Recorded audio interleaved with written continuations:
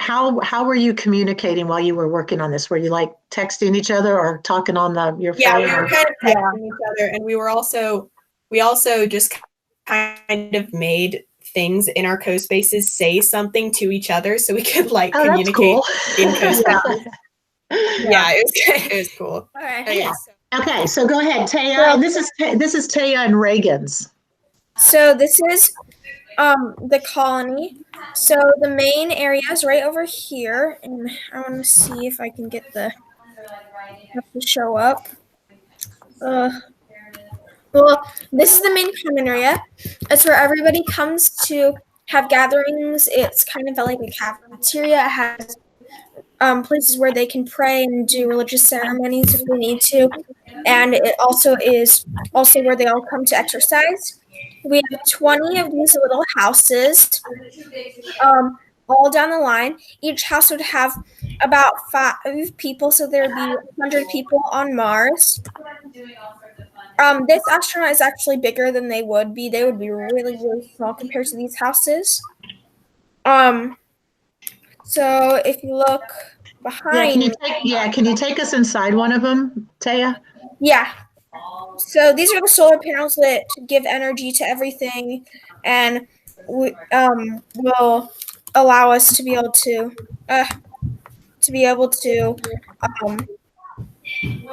turn on lights and stuff. This would be the lab where they can run experiments and tests and program the rovers and where the rovers all come together. This is a very big house that you can come inside.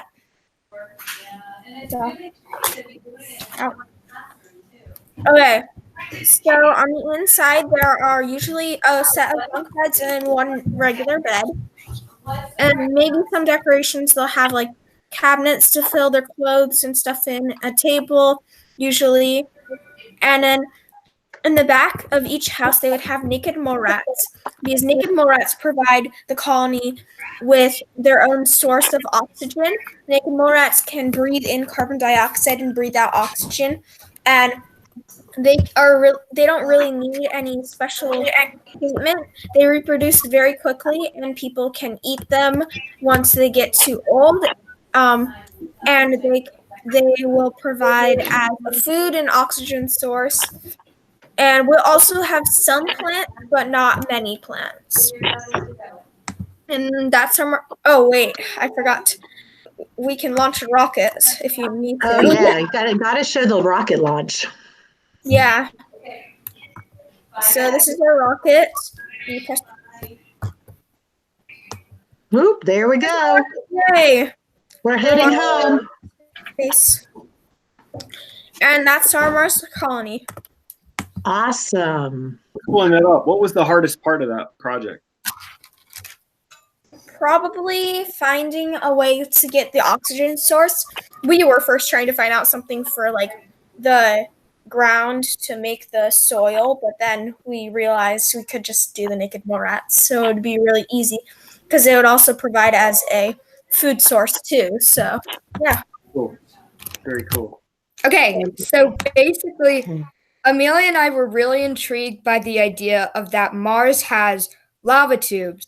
So we decided to build our colony in the lava tubes because they'll protect us from radiation, and we can actually seal them and bring oxygen in so that we can make a controlled and simulated Earth environment. And then the CO2 levels going down as we're like, so it keeps dropping. So we get rid of the 95% CO2 level to the tiny percent that it is on Earth. And once it gets down, it will start building oxygen and then building nitrogen.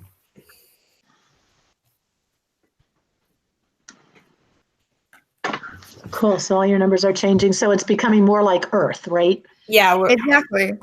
And then so like Earth has 21% oxygen and 78% nitrogen. Right. Tiny bit of CO2, some argon and stuff. And of course, we need the temperature to a nice 70 degrees. There you go. Okay. So then your astronauts are going to feel like home. Okay. Okay. Yeah. Do you want to go to the solar farm? Yeah. Oh, that works. Okay. So I'll start explaining the oxygen making while we're loading. Yeah, that'd be good. Okay. So, a few years ago, a movie came out called The Martian. And the way that they created oxygen was that it was with a system called MOXIE. And basically, you bring Martian air in, infuse chemicals with the air, and that causes the Martian air and the CO2 in that air to separate itself from the oxygen. And then it pulls the oxygen in. So right here in that big tank is where it comes in. And then there's where the chemicals are held, and then the air right here. And we only breathe 21% air on Earth. Well, 21% oxygen on Earth. So we don't need 100% oxygen. And it's actually really dangerous to breathe 100% oxygen. Right. And the cool thing is that even though this system was created in a fake world where like technology was obviously advanced, scientists see it as a very real possibility in order to create this and use this in a Martian atmosphere. Nice. I like that. All right. We use on like our way of farming, we use hydroponics, which is using water instead of dirt for farming. The water and nutrients are delivered straight to the plant's roots. And hydroponics has been proven to be more productive than dirt-based farming. So that's good. And also we wouldn't have to bring like heavy dirt from Earth to Mars. So that's another. Yeah, that would definitely be a plus. positive. And we also have some livestock over here for meat and dairy. Do you like the synchronized cows? They're very synchronized. I do. Did you fly them in your rocket? Or did you breed them here on Mars? Well, we would bring like 2 cows, 2 pigs, 2 chickens. You know? I like your dog. I like the dog there. Our very energetic dog here. Just needed something for me to click to get back to the house. Obviously, we need power to operate on Mars for tools, lighting, cooking, everything. So we decided to go with solar. Because the Martian atmosphere is 100 times thinner and has about 1% of the atmospheric pressure that Earth does, more light rays are able to get through than ever possible on Earth, which is why solar was the obvious option. Now, should the solar panels not work or malfunction for some reason, we have windmills. But the windmills are kind of unsteady as a power option for long term because of the thin atmosphere, there's very little steady wind coming through. But there are windstorms, which sounds really good. But again, because of the super thin atmosphere, the biggest and like highest recorded wind speed in one of those storms was only 68 miles per hour, which Earth in hurricanes can get above 200. But hydro obviously was an option because of lack of water. Cool. Okay, do you guys have one more section that you wanted to show? Yeah, we have one more. Okay, and as you're doing that, either one of you or both of you, what was a challenge that you guys had doing this? And think even how it might have been different if you were in the classroom, or maybe it wasn't a challenge not being in the classroom. Yeah, it really wasn't a challenge because it was very much online, and there wasn't. Of course, me and Ellie, we communicated and like. But we kind of did our own thing, and we researched our certain places and then made them, and it all kind of fell together. The only thing I would say is that it was really time consuming. How were you guys How were you communicating while you were working on this? Were you like texting each other or talking on your phone? Yeah, we were kind of texting each other, and we also just kind of made things in our CoSpaces say something to each other so we could like communicate cool. in CoSpaces. Yeah, it was cool. Okay, so great idea. Okay. So where should and Okay, so now we're going to our water facility. Okay. I think I clicked the right thing. Okay, yeah, we did. Okay, Oh yeah, this is so cool. obviously the biggest problem on colonizing Mars is the water situation. Water supports all life, especially humans. We're like 70 something, maybe 80% water. So how can we get it? Of course, we could always bring water from Earth, but our goal is to be completely self-sustaining. And NASA made a big discovery. There's ice on Mars. Not only is there ice, but they also found trace amounts of water in the atmosphere and within the Martian soil. So here, what you're looking at is how we extract water from deep inside Mars and also Martian atmosphere. Of course, one option is to simply dig up the soil and ice, bake it, evaporate the water, and get the water that way. But our way doesn't require that much digging. We use microwave extraction. We simply use microwaves that you would find in your home microwave right now, only a lot bigger and a lot more. Ice doesn't absorb microwaves. Water does, but weirdly ice doesn't. But Martian soil absorbs microwaves. So using microwaves, we heat up the soil and rocks, and so it heats up the rocks, that melts the ice. The water goes into the Martian soil. We heat the Martian soil again, then the water evaporates into its gas form, water vapor. And once the water vapor is in the air, we have an atmospheric water generator that sucks the water vapor really quickly, because otherwise it would freeze in the cold Martian atmosphere, and condenses the vapor into liquid water. And then the water is then cleaned and purified and provided to the colony. Of course, we do have to dig a little bit to get to the deeper rock and ice, but with future technologies, we should be able to make more powerful microwaves that can go deeper. Very cool. Okay, thanks. I'm forgetting your names, Amelia and Ellie. I love your guys' ideas, and I love how you both of you groups did coding as well, right? Yeah. Adam and Ash, you might have done some too. So you guys really Yeah.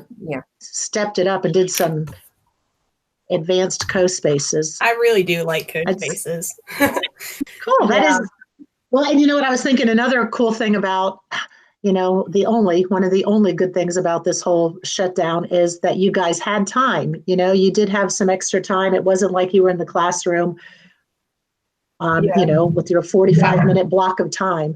So it was really cool. It was really cool because Carter had VR goggles, so I was able to load our world onto those. Yeah, that's cool. If we were back at school, that's what we would be doing with Mrs. Miller. Okay, go ahead, Nash and Adam. Tell us about this. Okay.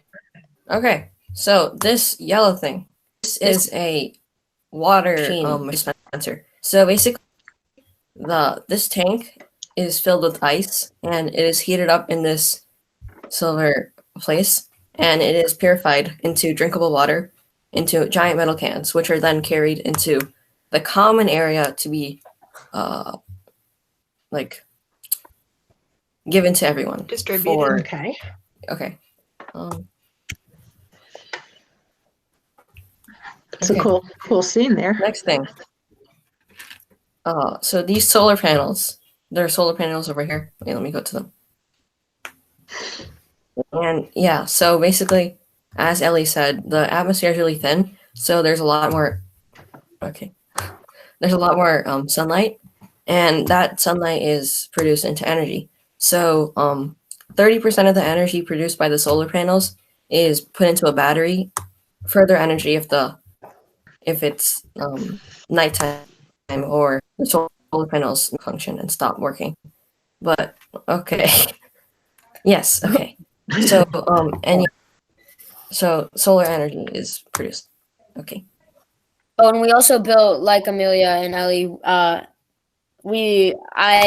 had gotten the idea of the hydroponics thing from like the packet that you gave us, the hydroponic farm. We had the water and the in a big greenhouse. If you, I don't know if you can see it, but like if you put water and then put some plants in it. Okay. So this is the bird's eye view. Over here, the glassing is the greenhouse. So over here are the plants that are in the process of, oh yeah, here are the plants that have already grown. And this blue water area that has no plants are new seeds that are just being planted. So they can grow. So this dome area, the big dome is the common area. We all got to see a little bit of a difference. It looks like yours is above ground as well, with tunnels connecting the buildings, right? Yes. Yeah. And it's interesting how everyone pretty much used the same shapes. I love the dome shapes. And you've got your solar panel, and you've figured out ways to make water. You've had your common areas. So a lot of cool things. Oxygen facility was there, but we didn't really put that much thought into it. We just thought you mix the Martian air. What was your guys' biggest challenge? So the greenhouse, there wasn't an exact, so we had to build a greenhouse out of glass, and we had to place glass everywhere. That was kind of tricky, and aligning. Yeah, it wasn't very. I'm just thinking that's the hardest thing that you had to do. Hey guys, why don't you, Nash, go ahead and end yours, and we'll just talk for a quick second. Okay. Okay. So Amelia, what were you just saying? I was just saying that I thought it was funny that the hardest thing was just that they had to put like some blocks of glass together. There you go. So, sometimes it's the little things in life, right? Okay. Well, do you guys think this was a good ending to our study of astronomy? You know, how before break we were learning about space travel. This is so fun. Does it make you want to go to Mars? Yes. Mrs. Hobbs still thinks that she's pretty good right here on Earth. I don't think I could. Yeah. Although we're getting pretty good at isolating and staying at home. So maybe this also might just be another step for leading us all to getting ready to go to Mars someday. Yeah. All right. Hey, Mr. Hatfield, do you have any questions? No, I just wanted to say thank you. This is awesome. You guys, it's so good to see everybody's face too. You guys are. I know. I do like to see their cute little faces. This is usually. Cool. This is really cool. I saw this project in your class 2 years ago, and so I kind of knew what the project entails. But this whole dynamic online is pretty fascinating to see these guys collaborating with each other. Yeah, and we can still do it. Well, sounds good. Okay, kids, you are welcome to log off. I'm going to talk to Mr. Hatfield for a second, and I'll just see you tomorrow. Thank you, guys. Okay. Thank you. Bye, guys. Bye. Thanks a lot. Bye. Bye.